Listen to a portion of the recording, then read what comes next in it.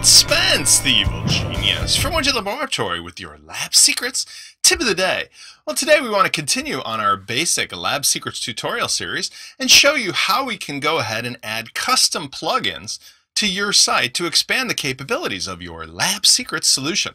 Remember, one of the benefits of the Lab Secrets solution package is that you not only have access to all of our custom plugins, but you have full access to an almost unlimited number of plugins that have been developed in the past for WordPress or are being developed currently for the Buddypress plugin. Now, what this means is that you can go ahead and start with a Lab Secrets solution, but if you ever get an itch for something, you can go ahead and scratch it yourself, and it's really easy.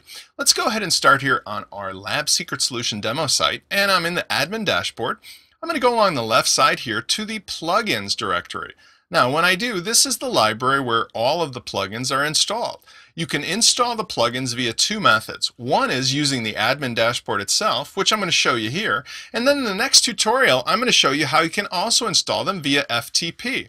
Now, right here in the plugins main menu, we have a couple things that we can use to filter what plugins we're working with. First of all, I've got the all plugins, which will take and show me everything there.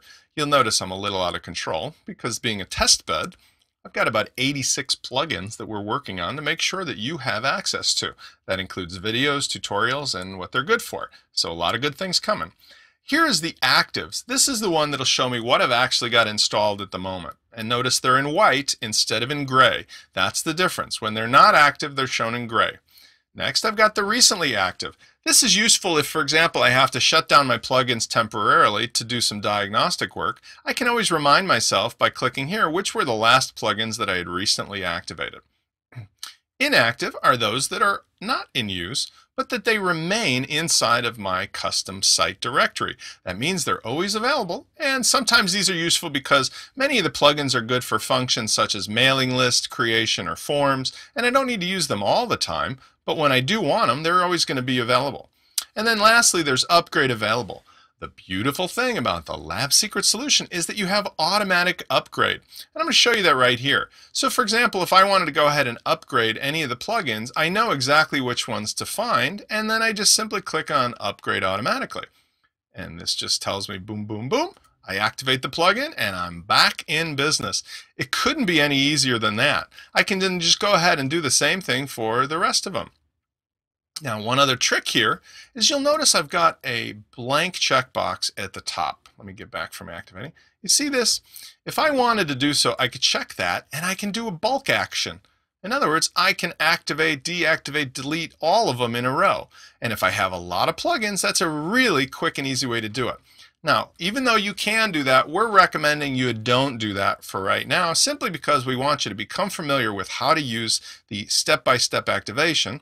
And second of all, because if you can imagine like a kid in a candy store, if you go ahead and just grab a handful of this candy, that candy, and all the other candies around and shove them in your mouth, you're not going to know which candy tasted like which. And in this case, you're not going to know which plugins did what. So don't go ahead and do them all at once. Just do them individually, see the results, then come back and try the next one. Okay, last but not least, let's show you real quick with the last minute how to add a new one. You click on Add New, and there's two ways to do it. One is you can upload it locally from your directory, which I'm going to show you in the next tutorial, or you can search out a new one. Like I want to add a birthday. So here's the Buddypress birthday widget.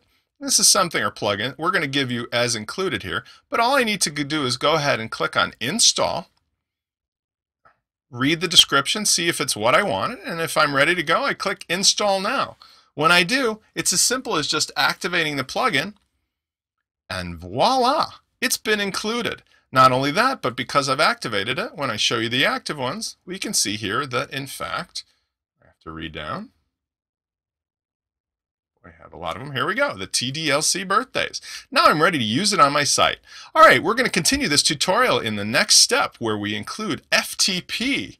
That's direct access to uploading new plugins to your site. Talk to you then.